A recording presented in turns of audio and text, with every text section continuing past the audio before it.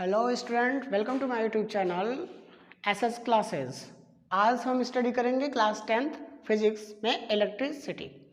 ठीक, इलेक्ट्रिसिटी तो व्हाट, अब इलेक्ट्रिसिटी नाम से ही हमारे दिमाग में आता है कि व्हाट इज़ इलेक्ट्रिसिटी। ठीक, तो हम आपको बता दें सिंपल वे में कि जो हमारे घरों में appliances device like fridge, cooler, AC ये सभी चलते हैं, टीवी, उनको चलाने के लिए एक प्रकार का हमें फैक्टर की ज़रूरत पड़ती है, एक एनर्जी की ज़रूरत पड़ती है, और उस एनर्जी को हम क्या कहते हैं, अपनी कॉमन लैंग्वेज में बिजली कहते हैं। ठीक, बिजली यानी इलेक्ट्रिसिटी। ठीक, तो इलेक्ट्रिसिटी क्या है? एक फॉर्म ऑफ एनर्जी है that required to operate our appliances और डिवाइसेस। ठीक, दूसरे वे में अब इलेक्ट्रिसिटी होती क्या है? तो इलेक्ट्रिसिटी एक फॉर्म होती है जिसमें चार्जेस फ्लो करते हैं। तो चार्जेस के फ्लो करने को ही क्या बोलते हैं? इलेक्ट्रिसिटी बोलते हैं। ठीक, तो what is electricity?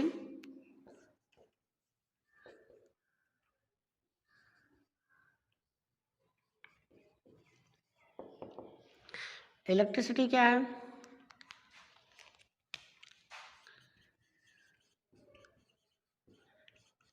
Electricity is a form of energy. दूसरे वे में क्या कह सकते हैं? Electricity is the flow of charges। ठीक, अब इलेक्ट्रिसिटी एक फॉर्म ऑफ एनर्जी है जिसमें चार्जेस क्या होते हैं? फ्लो करते हैं।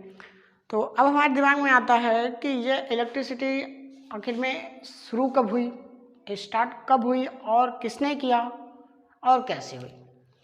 तो इसके हिस्ट्री में के बारे में जान लेते हैं। हिस्ट्री ऑफ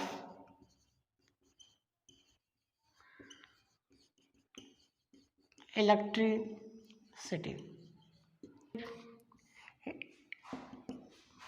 इलेक्ट्रिसिटी का जो हिस्ट्री है, इतिहास है, वो बहुत पुराना है। इलेक्ट्रिसिटी का डिस्कवरी अबाउट 600 BC में हुआ। 600 BC में ग्रीक में हुआ था। ठीक है, ग्रीक में एक थेल्स ऑफ माइलेट्स नाम के एक फिलोसफर थे जिन्होंने इसकी डिस्कवरी की, जिनको हम फाउंडर ऑफ ग्रीक साइंस बोलते हैं। तो उन्होंने अंबर की लकड़ी ली, उसको ऊल पे रब किया, वुलन क्लॉथ पे रब किया, देखा कि उसमें एक प्रॉपर्टी एक्वायर हो रहा है कि वह छोटे छोटे पार्टिकल्स को लाइक लिप्स, पीस, डस्ट, इसको अट्रैक्ट कर रहा है।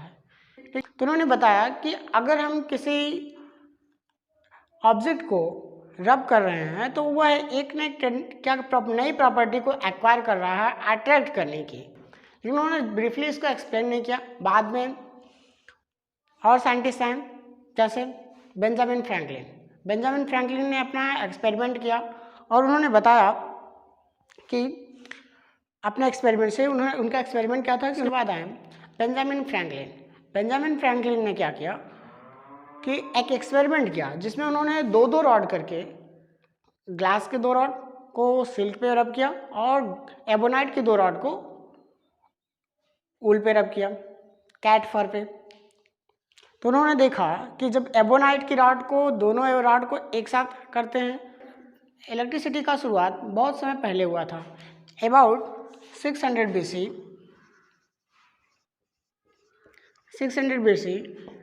थेल्स ऑफ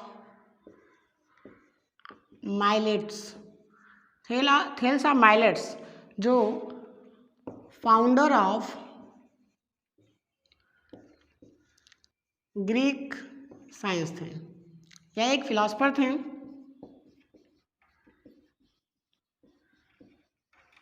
यह एक ग्रीक फिलोसफर थे जिन्होंने एक एक्सपेरिमेंट किया। जिन्होंने एक अंबर की रॉड ले लिया। ठीक, अंबर क्या होता है? अंबर एक लकड़ी होती है जो बाल्टिक सागर के कोस्टल रीजन में पाया जाता है।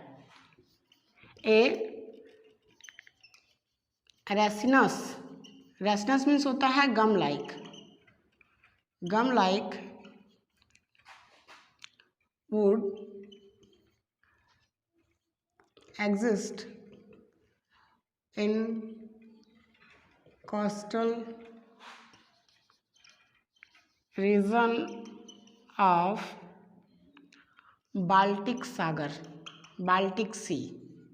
ठीक है, बाल्टिक सी के पास पाया जाने वाला एक अंबर एक प्रकार की क्या है, लकड़ी है जो गम लाइक होता है। उन्होंने अंबर की लकड़ी लिया, इसको रब किया, ठीक, रब्ड विथ वुलन क्लॉथ। तो देखा कि इसमें एक प्रॉपर्टी आ रही है, property of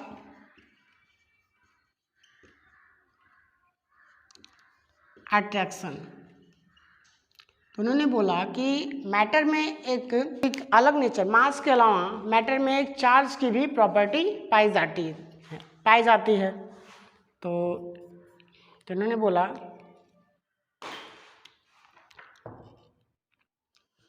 matters have an intrinsic मतलब फंडामेंटल या उसमें basically intrinsic property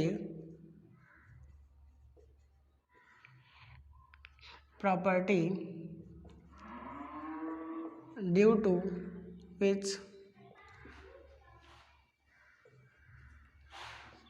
it attract small pieces. एक छोटे छोटे ऑब्जेक्ट को क्या कर रहा है, अट्रैक्ट कर रहा है। इलेक्ट्रिसिटी क्यों नाम रखा गया, क्योंकि अंबर को लैटिन लैंग्वेज में, लैटिन और ग्रीक वर्ड में इलेक्ट्रॉन बोलते हैं, ELEKTRON, इलेक्ट्रॉन। यह एक लैटिन लैंग्वेज है जिस इलेक्ट्रॉन, इसी के नाम से, इतना नोट कर लीजिए फिर आगे बताएं। तो देखिए अंबर का जो ग्रीक वर्ड और लैटिन वर्ड में जो नेम है वो है इलेक्ट्रॉन। ठीक है, इलेक्ट्रॉन। तो कह सकते हैं the origin of all such name like electron, electricity,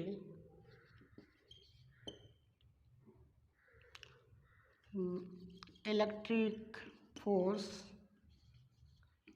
etc. are from electron. ठीक, इलेक्ट्रॉन के नेम से ही सभी का नाम पड़ा। तो अंबर क्या चीज़ है, अंबर एक बाल्टिक सी में पाया जाने वाला एक सब्सटेंस है या वुड कह सकते हैं। अब ऑन द अदर हैंड हम इलेक्ट्रिसिटी को फिजिक्स के लैंग्वेज में, मतलब फिजिक्स की अगर ब्रांच की बात करें तो उसमें इलेक्ट्रिसिटी को एक ब्रांच माना जाता है। ठीक, इलेक्ट्रिसिटी क्या है, एक ब्रांच है।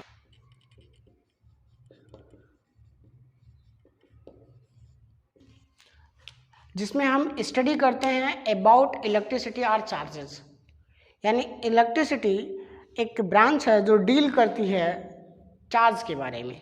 ठीक है, तो क्या कर सकते हैं, electricity is a branch of physics in which we deals about study of charges। ठीक, इलेक्ट्रॉन्स के बारे में स्टडी करते हैं। अब देखिए इसके दो सब ब्रांचेस हैं। पहला है इलेक्ट्रोस्टैटिक,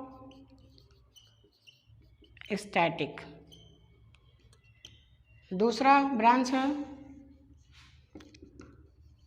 इलेक्ट्रोमैग्नेटिक। डायनेमिक, ठीक। इलेक्ट्रोडायनेमिक को हम करंट इलेक्ट्रिसिटी भी बोलते हैं, करंट इलेक्ट्रिसिटी, ठीक। फर्स्ट ब्रांच है इलेक्ट्रोस्टैटिक इलेक्ट्रिसिटी,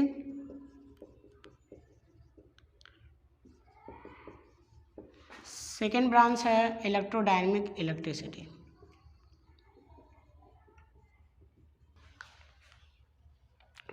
अब what is electrostatic, what is electrodynamic, तो इनके नेम से ही अगर हम प्रोनाउंसिएट करके इनको अलग अलग करते हैं, सॉर्ट आउट करते हैं, तो देखिए इलेक्ट्रो मीन्स होता है इलेक्ट्रॉन्स आर चार्जेस, ठीक है।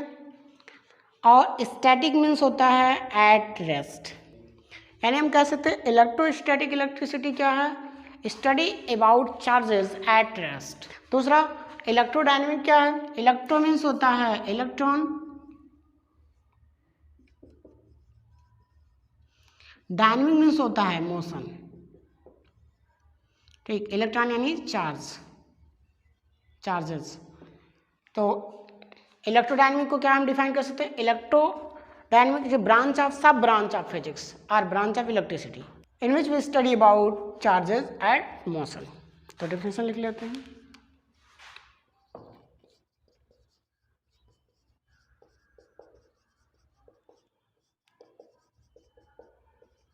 electrostatic electricity is a sub branch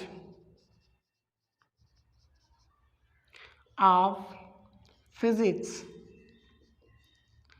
in which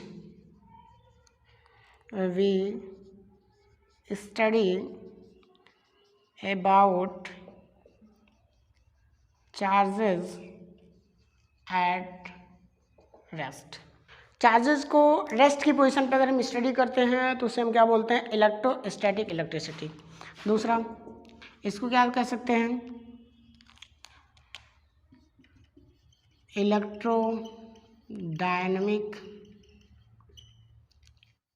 electrodynamic electricity is a सब branch of physics in which we study about charges at motion। तो हमें यही पढ़ना है, इलेक्ट्रोडायनेमिक ही पढ़ना है, करंट इलेक्ट्रिसिटी यही पढ़ना है, ठीक। फिलहाल जान लेते हैं थोड़ा बहुत इलेक्ट्रोस्टैटिक इलेक्ट्रिसिटी कब होती है, कैसे होती है। जब हम ग्लास रॉड को देखो, जब हम ग्लास रॉड को रब करते हैं सिल्क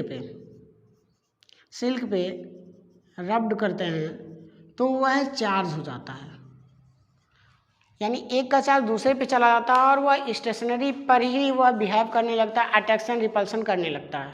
इस कंडीशन में वह चार्ज मोशन नहीं करता, फिर भी वह अट्रैक्ट या रिपल्सन करता है, तो उसे इलेक्ट्रोस्टैटिक कहते हैं। करंट इलेक्ट्रिसिटी या इलेक्ट्रोडायनेमिक में जब हमारा कोई एक सर्किट हो, सर्किट आगे भी हम पढ़ेंगे कि जैसे हमारे घर में वायरिंग हुई है, वायरिंग में क्या होती है, ठीक। अगर हम टर्मिनल जान लेते एक प्लस एक minus terminal.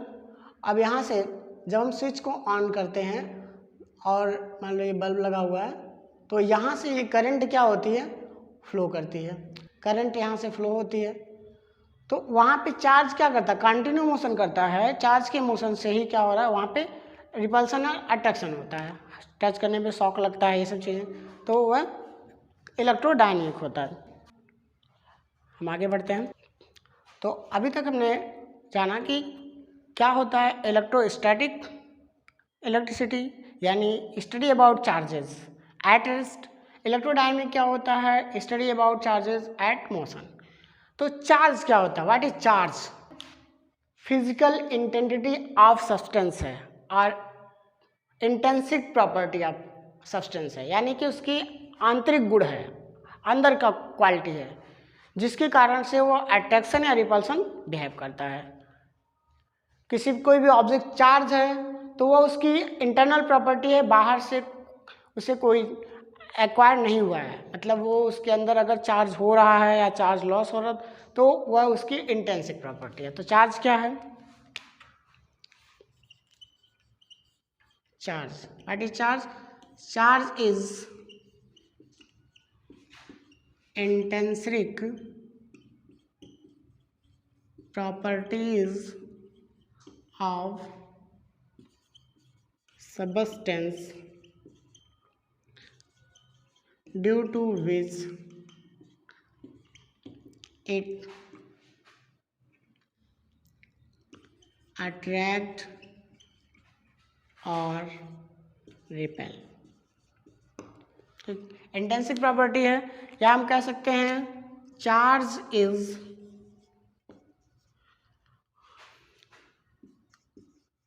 Physical intensity of substance.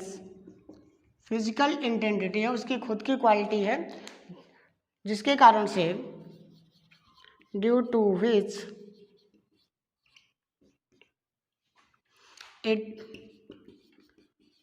exerts or experience electrostatic force. Electrostatic force क्या होता है?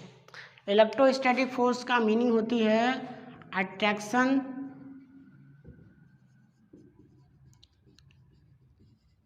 और रिपल्सन, यानी कोई भी ऑब्जेक्ट कब अट्रैक्शन या रिपल्सन फील करता है? जब वो चार्ज हो जाता है। जिस तरह से किसी ऑब्जेक्ट का फंडामेंटल जो प्रॉपर्टी है वो मास होता है, उसी तरह चार्ज भी फंडामेंटल यानी फिजिकल प्रॉपर्टी उसकी है लाइक ए मास। तो यह एक स्केलर क्वांटिटी है। It is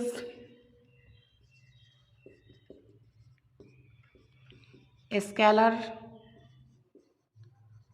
quantity.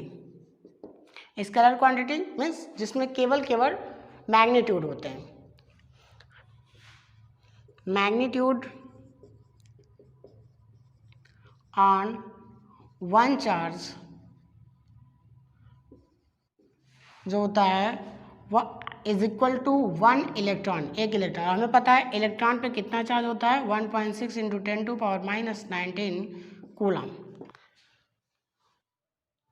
अब देखिए इसकी एसआई यूनिट क्या होती है? SI unit of charge, SI unit of charge क्या होती है? Coulomb, COULOMB, coulomb. कूलम नाम के चार्ज को वेल एक्सप्लेन करने वाले scientist Charles Augustine D coulomb के नाम पे ही कूलम पड़ा। चार्ल्स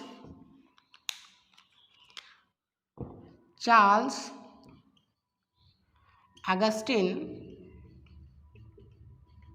डी कूलम, इनके नाम पे इसकी यूनिट पड़ी। इसका सिंबल देख लो, चार्ज का सिंबल जो होता है, सिंबल इसका आपकी बुक में कैपिटल क्यू से लिया गया, अगले क्लास में जाओगे तो स्मॉल क्यू से आपको मिलेगा। अब इतना नोट डाउन कर लीजिए, फिर अगला टॉपिक देखते हैं। तो अगला टॉपिक है नेमिंग ऑफ चार्ज। चार्ज की नेमिंग कैसे है? ठीक, naming and types of charge. Charge की नेमिंग कैसे हुई और उसके टाइप्स कौन कौन से होते हैं? तो एक साइंटिस्ट हैं बेंजामिन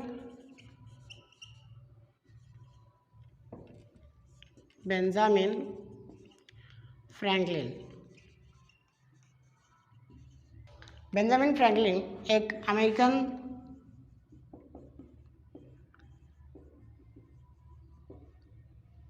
साइंटिस्ट हैं जिन्होंने एक एक्सपेरिमेंट किया कि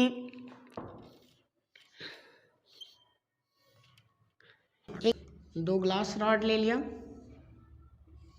और इसको रब किया, रब्ड विथ सिल्क। इसको भी रब किया विथ सिल्क। तो देखा कि दोनों को जब सस्पेंडेड अगर छोड़ा गया इसको लटका के, तो इनमें क्या हो रहा है, रिपल्सन हो रहा है। ठीक। दूसरा देखा कि अगर हम एबोनाइट की रॉड लेते हैं, एबोनाइट यानी आबनूस होता है, यह भी एक लकड़ी होती है, तो इसको एबोनाइट कहीं आपको प्लास्टिक मिलेगा तो वो भी इसी की तरह बिहेव करता है। एबोनाइट इनको रब किया, रब्ड ऑन वूल या वूलन क्लॉथ पे रब किया। तो देखा कि अगर दोनों को एक साथ रखते हैं तो ये क्या कर रहे हैं, आपस में ये भी रिपल कर रहे हैं, रिपल्सन हो रहा है इनमें। और जब ग्लास और एबोनाइट को दोनों को देखा गया तो इनके बीच में क्या हो रहा, अट्रैक्शन हो रहा है। मतलब ये था कि इन दोनों ग्लास रॉड पे जो चार्ज हुआ वो दूसरा था, एबोनाइट पे चार्ज अलग था। तो इस तरह इन्होंने कन्वेंशनल एक इनको नाम दे दिया, कन्वेंशनल, मतलब इसका कोई फिक्स रीजन नहीं था, इन्होंने एक को कन्वेंशनल नेमिंग की कि जो ग्लास रॉड था उसको इन्होंने पॉजिटिव कह दिया, पॉजिटिव चार्ज इस पे है। और रीज़न इन्होंने बताया कि सिल्क ग्लास पर से जो इलेक्ट्रॉन है, इस पे से इलेक्ट्रॉन जो था वो सिल्क पे चला गया, और एबोनाइट को इन्होंने नेगेटिव रख दिया, और इन्होंने बोला कि इस पे से जो इलेक्ट्रॉन था वो इस पे चला गया। इस तरह से इसकी नेमिंग हुई। तो देयर आर टू टाइप्स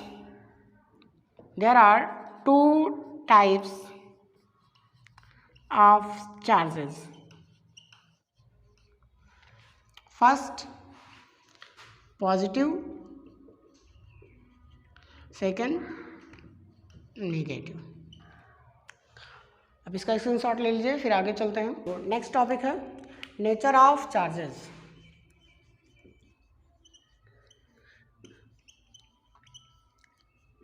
जिस बेसिस पे बेंजामिन फ्रैंकलिन ने चार्ज को क्लासीफाई किया कि एक पॉजिटिव चार्ज है, एक नेगेटिव चार्ज है, तो उसी बेसिस पे उनका बेसिस ये था कि सेम चार्जेस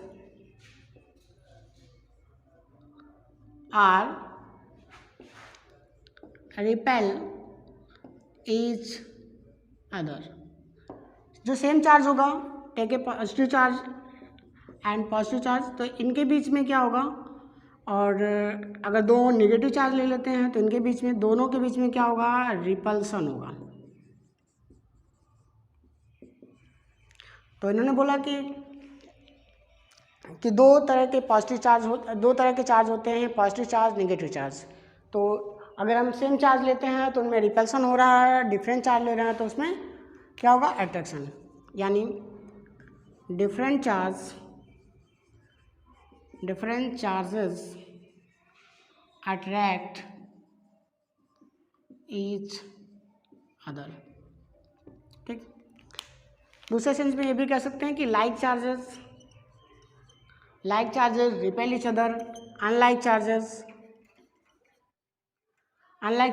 अट्रैक्ट। मीन्स एक पॉजिटिव चार्ज ले लें, एक निगेटिव चार्ज, तो दोनों के बीच में क्या होगा,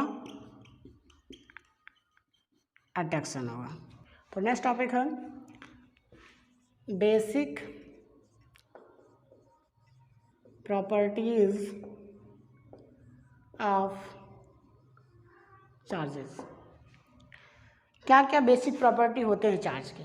तो इनके ओनली 3 बेसिक प्रॉपर्टीज हैं चार्ज के। पहला कि चार्ज में एडिटिविटी होती है। एडिटिविटी यानी एडिटिव इन नेचर होते हैं, यानी किसी एक सब्सटेंस को दूसरे सब्सटेंस से मिलाते हैं तो यह अपना चार्ज इससे कंबाइन कर लेता है और पूरे सिस्टम का चार्ज उनके अलजेब्रिक सम के बराबर हो जाता है। एग्जाम्पल देखिए कि अगर मान लीजिए कि हमने यह लिया जिस पे n चार्ज है और एक दूसरा लिया जिस पे m चार्ज है, तो अगर इनको आपस में कंबाइन किया गया तो इनका जो टोटल चार्ज होगा इनके अलजेब्रिक सम के बराबर होगा। अब यहाँ अगर एक पॉजिटिव नेगेटिव है तो वो मैटर नहीं करता, यह इनके क्या होगा अलजेब्रिक सम के। अगर ये प्लस है ये माइनस है तो ये क्या हो जाएगा n। अगर मान लेते हैं कि यहाँ पे ये n क्या है नेगेटिव है, मतलब इसमें माइनस n का चार्ज है, दूसरे में प्लस m का चार्ज है, तो टोटल चार्ज क्या हो जाएगा m प्लस माइनस n। ठीक, तो इस तरह से हम कह सकते हैं कि बेसिक प्रॉपर्टी इनकी क्या होती है एडिटिव नेचर। तो there are only 3 basic properties of charges. First of all पहला है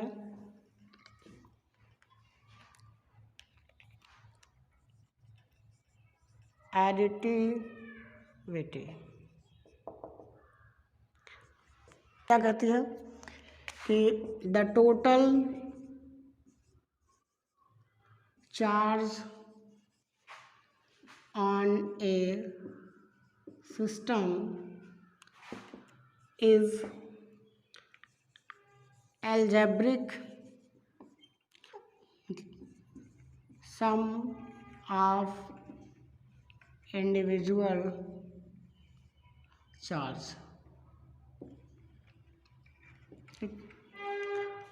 तो एडिटिविटी क्या है, टोटल चार्ज ऑफ सिस्टम क्या होगा अलजेब्रिक सम। यहाँ वेक्टर सम नहीं लगेगा, अलजेब्रिक सम होगा, यानी सीधे से हम उनके चार्ज को जोड़ लेंगे। अगर सभी पॉजिटिव हो तो सभी ऐड हो जाएंगे, जितना निगेटिव होगा उतना वो सबट्रैक्ट हो जाएगा। Let a system have q1 q2 q3 q4 and q1 charge.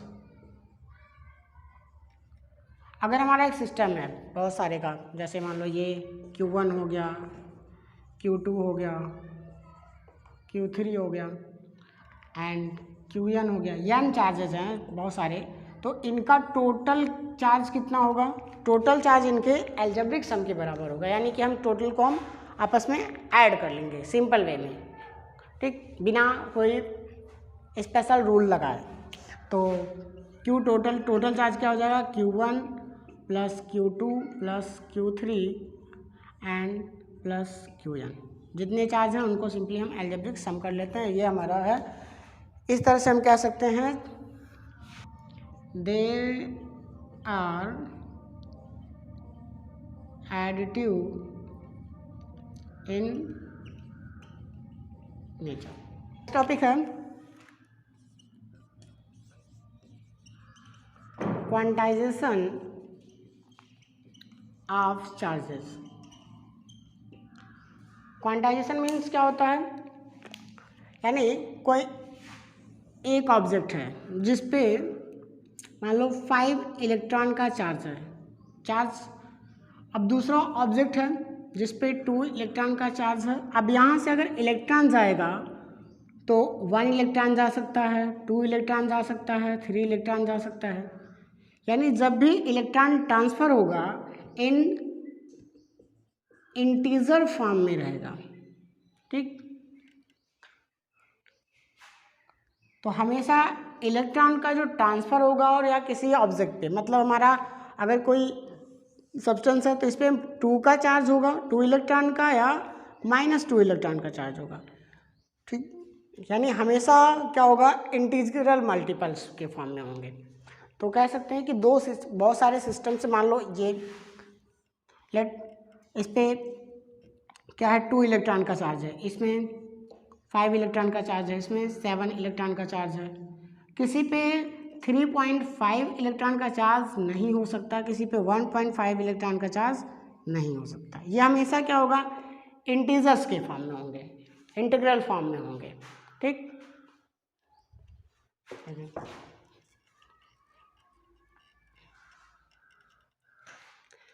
तो क्वांटाइजेशन ऑफ चार्जेस क्या होते हैं,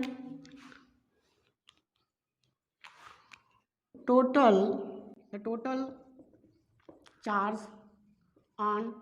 charges on system is integral multiple of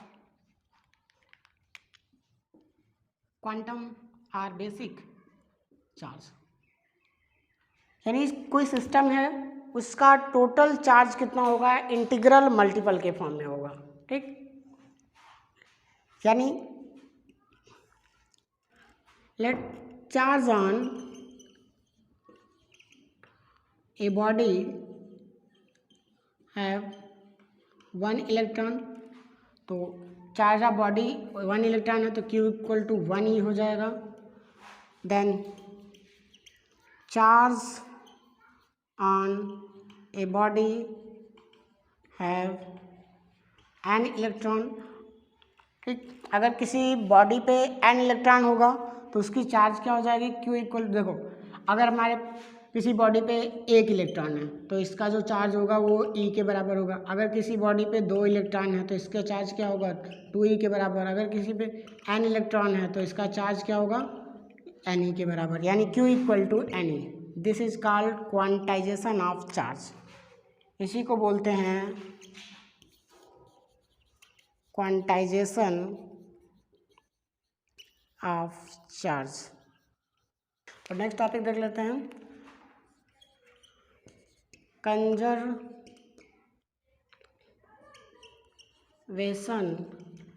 of charges. Conservation of charge, जिस तरह से हमने इससे पहले पढ़ा है कि मास को ना ही क्रिएट किया जा सकता ना ही डिस्ट्रॉय है। मास क्या है कि इंटेंसिव प्रॉपर्टी है, फंडामेंटल प्रॉपर्टी है मैटर के, बिना मास के मैटर एग्जिस्ट नहीं करता है। उसी तरह से कोई भी ऑब्जेक्ट या सबस्टेंस है उसका चार्ज इंटेंसिव प्रॉपर्टी है। चार्ज क्या है, इंटेंसिव, यानी कि फंडामेंटल प्रॉपर्टी है। चार्ज को ना ही क्रिएट किया जा सकता है ना ही डिस्ट्रॉय किया जा सकता है। तो क्या होगा, charge is neither created nor destroyed